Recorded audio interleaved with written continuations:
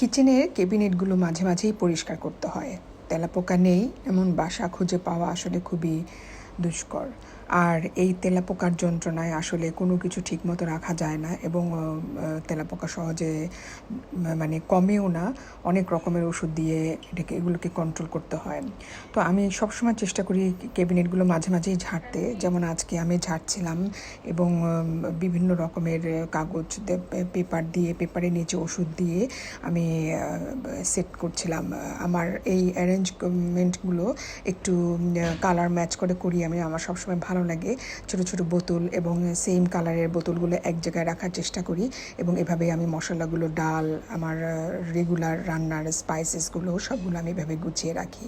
রান্নাঘরে আরও কিছু জিনিস থাকে এরকম কাচের জিনিসগুলো, সেগুলো মাঝে মাঝে বের করে ধুয়ে মুছে রাখতে হয়, কারণ রান্নাঘরে থাকার কারণে এগুলো তেল কাজটা হয়।